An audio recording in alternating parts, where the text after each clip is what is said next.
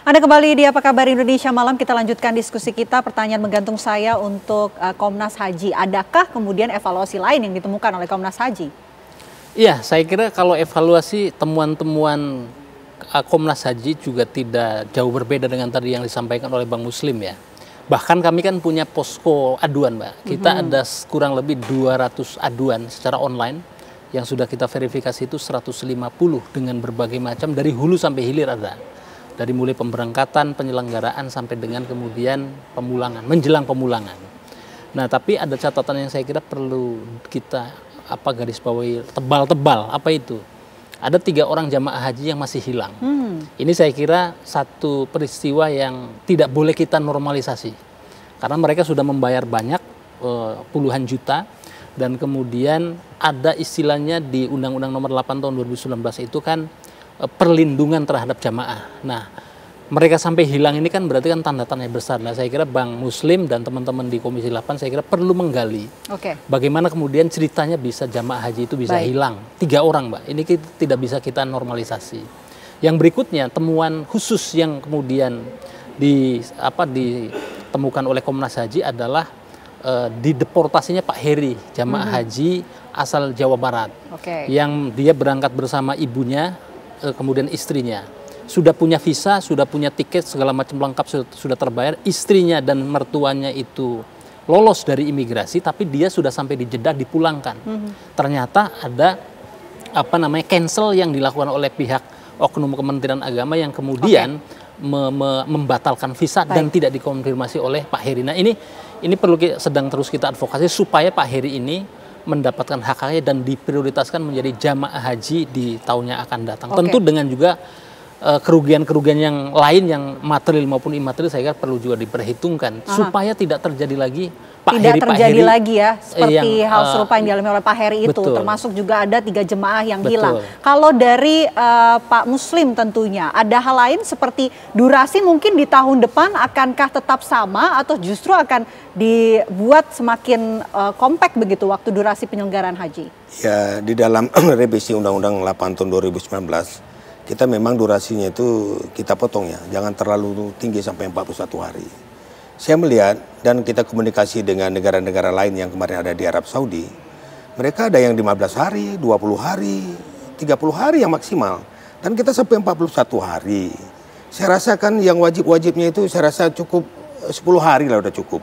Kenapa harus 41 hari? Dan pada saat revisi kita minta itu durasinya itu kita potong ya minimal 25 sampai 30 hari lah. Efektivitas itu mungkin mengurangi biaya haji kita.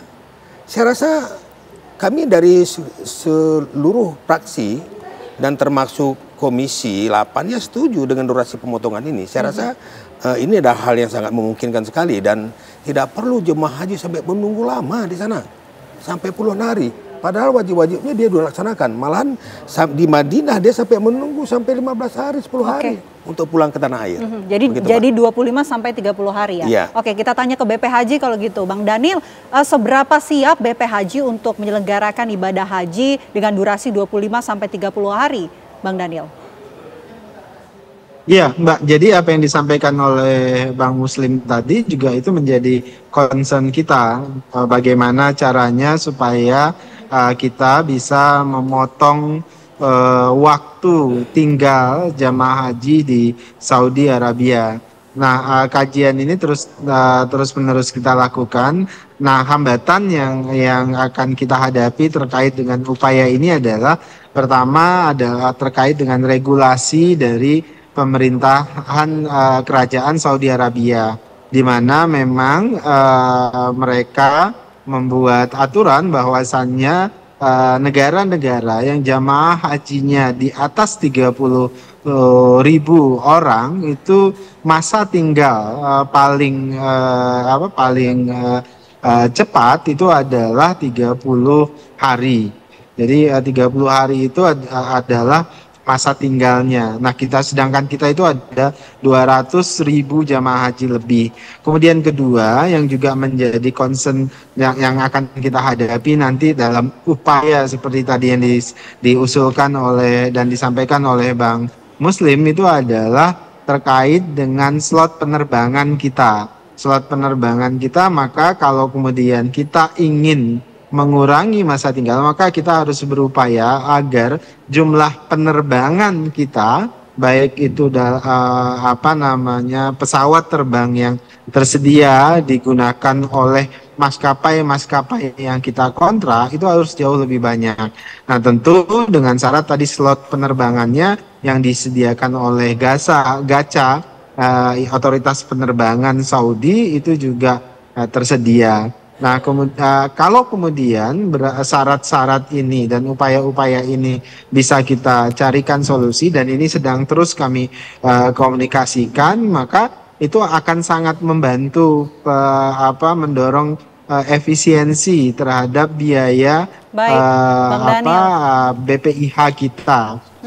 Selain itu juga kemudian akan mengurangi banyak kerumitan-kerumitan selama masa tinggal di Saudi Arabia. Yang jelas itu menjadi komitmen kami untuk mengurangi masa tinggal. Apakah nanti bisa kita kurangi misalnya bertahap, mulai dari 35, baik Bang Daniel, kita sudah tangkap 38, poinnya. 35 sampai 30. Baik, kita sudah tangkap poinnya. Masih akan terus dilakukan kajian mengenai hal ini, tapi sudah masuk rencana dari BP Haji. Nah, yang jadi pertanyaan juga, apakah juga mengenai biaya haji tahun depan ini bisa atau akan turun lagi di tahun depan? Kita akan bahas usai jeda. Apa kabar Indonesia Malam akan kembali. Itu kan.